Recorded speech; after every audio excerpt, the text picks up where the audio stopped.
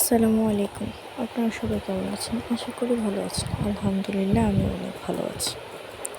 আপনাদের কাছে নতুন একটা ভিডিও নিয়ে চলে এসেছি। খুব তাড়াতাড়ি এবং সহজে যে রান্নাটা আপনি করতে পারবেন। আমি এখানে রান্না করব ট্যাংরা মাছ দিয়ে, ডাঁটা দিয়ে, আলু দিয়ে পাতলা ঝোল। খুব সহজভাবে দেখাবো। প্রথমে আমি ফ্রাই প্যান গরম করে নিয়েছি, দিয়ে দিচ্ছি সরিষার তেল। তেলগুলো গরম হয়ে গেলে দিয়ে দিয়েছি এখানে মাছ। মাছের মধ্যে আমি হলুদ, মরিচ, লবণ আগে দিয়ে দিয়েছিলাম, মাখিয়ে রেখেছিলাম। তেল ভালোভাবে গরম হওয়ার পরে মাছগুলো দিয়ে দিয়েছি। এখন দেখতেই পাচ্ছেন ভালোভাবে ভেজে নিয়েছি। মাছগুলো আমার ভাজা হচ্ছে। অনেকে মাছের মধ্যে কাঁচাভাবে তরকারি খান, মাছ না ভেজে রান্না করে। আমি এভাবে তরকারি খেতে পারি না, বাসায় কেউ খায়ও না এভাবে। তো আমি এদিকে আরেকটা কড়াইয়ের মধ্যে তেল দিয়ে দিয়েছি, পেঁয়াজ কুচি দিয়েছি। তেলটা গরম হয়ে গেলে আমি এখানে পেঁয়াজ কুচি দিয়েছি। আমি এখানে সরিষার তেল ইউজ করি, আমরা সরিষার তেল খাই, অনেকেই সয়াবিন তেল খায়। ভালোভাবে পেঁয়াজগুলো ভেজে নিচ্ছি। পেঁয়াজগুলো ভাজা হয়ে গেলে আমি এখানে একটু পানি দিয়ে দিই, যাতে আমার গুঁড়া মশলাটা পুড়ে না যায়। দিয়ে দিচ্ছি মরিচ, আপনাদের স্বাদ অনুযায়ী দেবেন, যে যেমন মরিচ খান।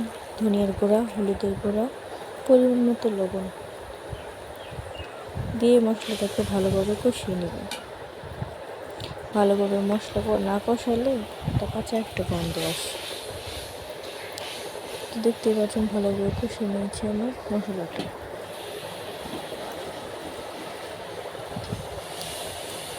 মশলাটা কষানো হয়ে গেলে আমি এখানে দেবো আলু, ডাঁটা, এগুলো আমি আগে কেটে ধুয়ে পরিষ্কার করে রেখেছি। আলুগুলো দিয়ে দিচ্ছি। এখন একটু ঢেকে ভালোভাবে কষিয়ে রান্না করব। কষানো হয়েছে কিনা এটা দেখার জন্য আবার নাড়াচাড়া করে দিচ্ছি। এখন এটার মধ্যে আমি দিয়ে দেবো ডাঁটা আগে আমি ধুয়ে পরিষ্কার করে রেখেছি। এখন ডাঁটাটা দিয়ে ভালোভাবে কষাতে হবে। হালকা একটুখানি পানি দিব, আমি পানি দিয়ে ভালো করে ডাঁটাটা কষিয়ে নেব। ঢাকনা দিয়ে ঢেকে দিয়েছি। দেখতেই পাচ্ছেন আমার মোটামুটি কষানো হয়ে গেছে। এখন আবার একটু ঢেকে দিব, ঢেকে আবার একটু কষিয়ে নেব।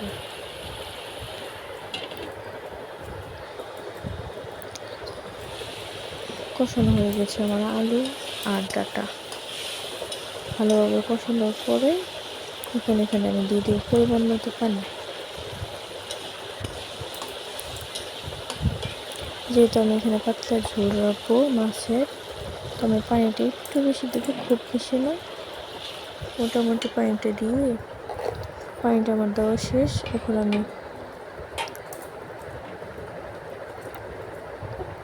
আমি একটা টমেটো কেটে রেখেছিলাম, টমেটোগুলো দিয়ে দিচ্ছি।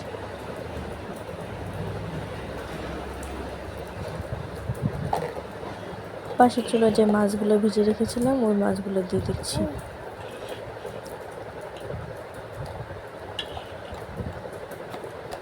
মাছগুলো দেওয়া শেষ।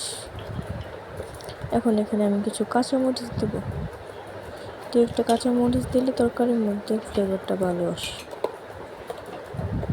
বাস ঢেকে দেবো। তরকারির ঝোল ফুটে উঠেছে আমার, ঝোল অনেকটা শুকিয়ে গিয়েছে।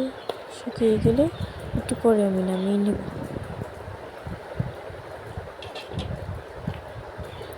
তরকারিটা আমার হয়ে গেছে। এখন তরকারিটা আমি নামিয়ে নেব। বাস কমপ্লিট। চুলাটা বন্ধ করে দিয়েছি। চ্যানেলটাকে সাবস্ক্রাইব করে দিবেন, লাইক করবেন, কমেন্ট করবেন। আল্লাহ হাফেজ।